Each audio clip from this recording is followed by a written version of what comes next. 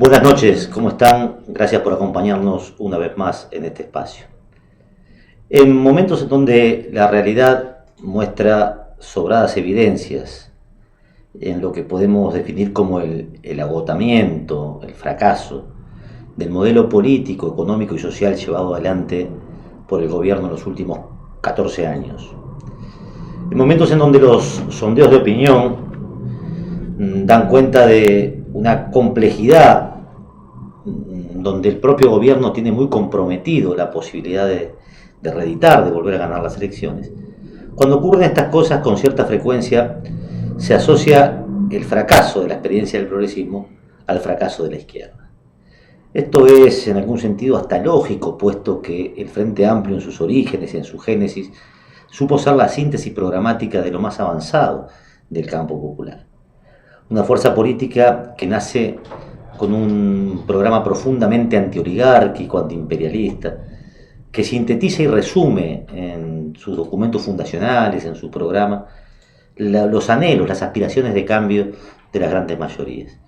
El Frente Amplio ha sufrido una suerte de metamorfosis que lo condujo en un proceso de menos de medio siglo a una transformación que podríamos definir de la siguiente manera.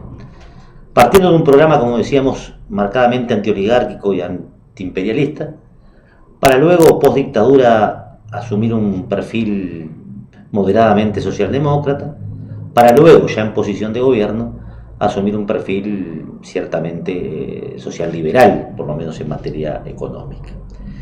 Nosotros que venimos a desmentir, queremos problematizar, colocar en discusión esta idea del fracaso del progresismo asociado al fracaso de la izquierda.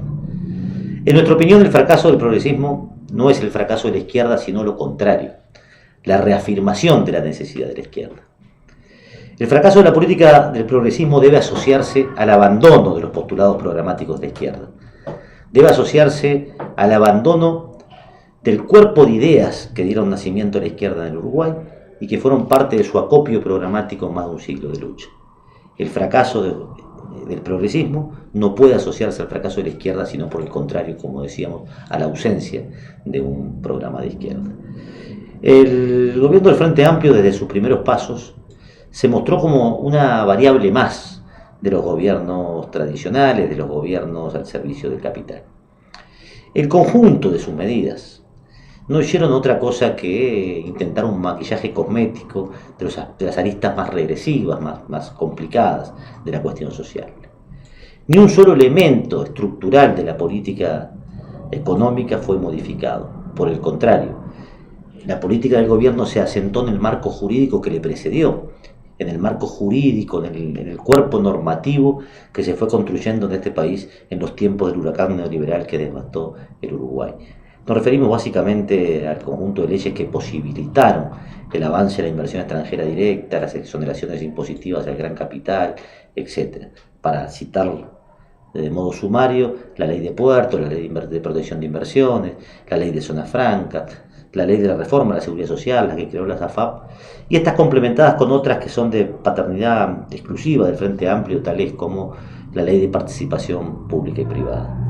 Cuando se asocia al progresismo con la izquierda, se desconoce la razón misma, la esencia misma de la identidad de izquierda.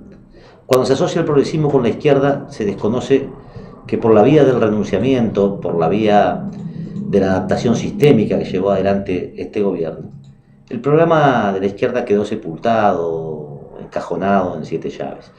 Pero vamos a ofrecer algún sustento documental a esto que venimos afirmando. El Frente Amplio del año 1971 masificó un documento que se llamó las primeras 30 medidas de gobierno. Documento que yo diría forma parte del acervo histórico de la izquierda.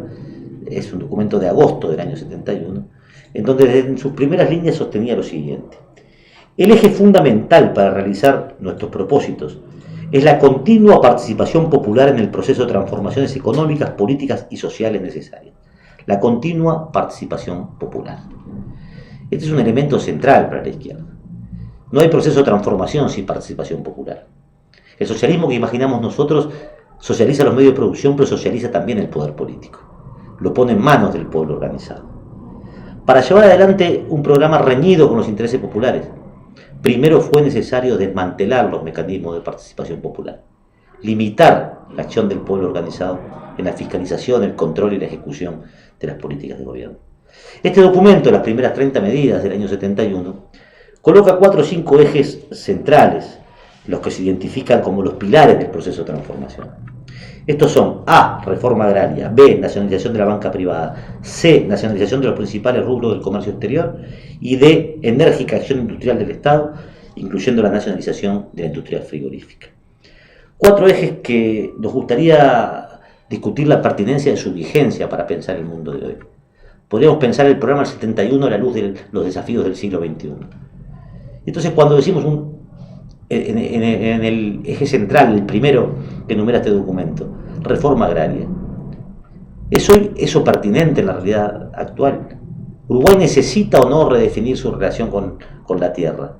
En un periodo de extranjerización acelerada de la tierra, el principal recurso de nuestro país, naturalmente que sigue plenamente vigente y que cualquier posibilidad de desarrollo autónomo en Uruguay pasa por una intervención decisiva y estructural sobre la propiedad de la tierra.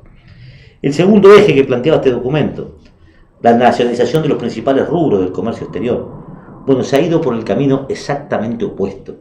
Se ha ido por el camino de la liberalización total del comercio exterior, profundizada ahora incluso con la promoción de tratados de libre comercio que no hacen otra cosa que aumentar la dependencia del país respecto de los grandes centros de poder.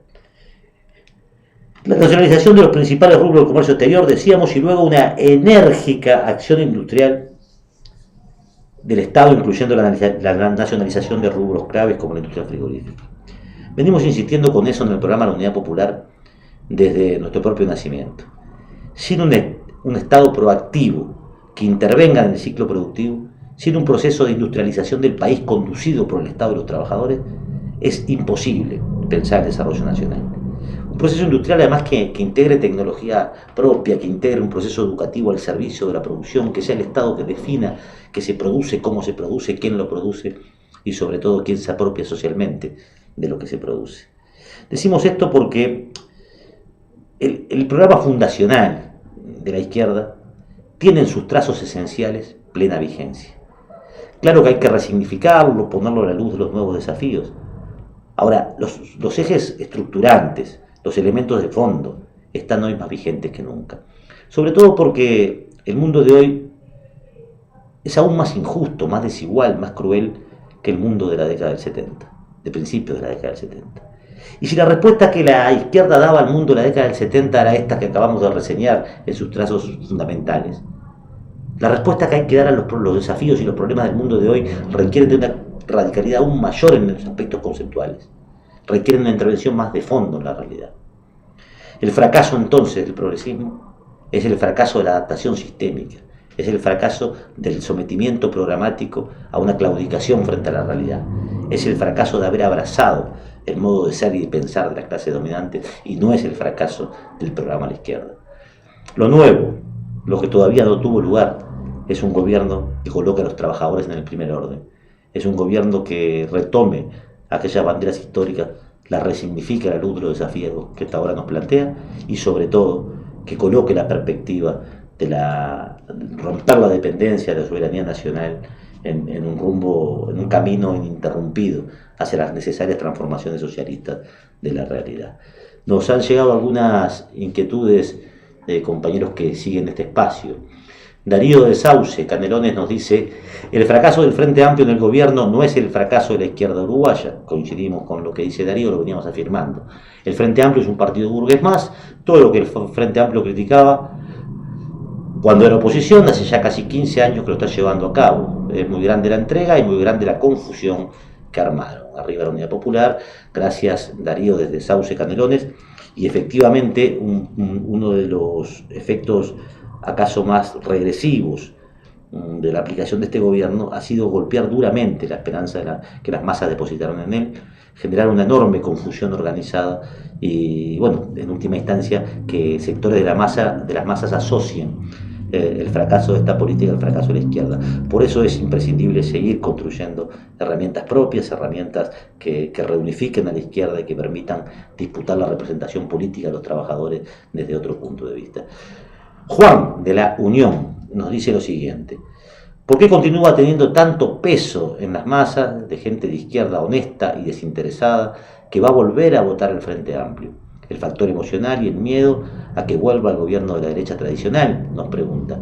Esta es sin duda una inquietud relevante que excede largamente los límites de la columna del día de hoy y sobre la cual volveremos en futuras ediciones. Pero a modo de titular, efectivamente intervienen aquí elementos de orden emocional, efectivamente los legítimos anhelos de no retornar a gobiernos de la derecha tradicional instala la lógica del menos malo, la lógica del mal menor, y nosotros de la izquierda creemos que hay que combatir también esta idea.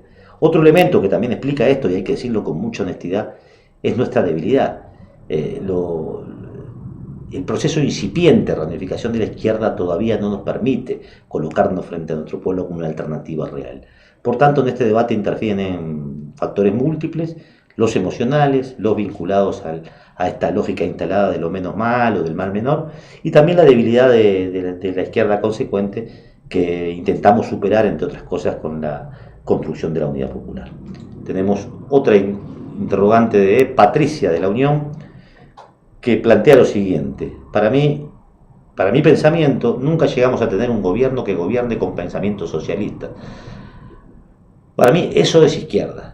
Lógico que hay muchos matices válidos también, pero nunca podemos decir gobierno de izquierda al gobierno progresista.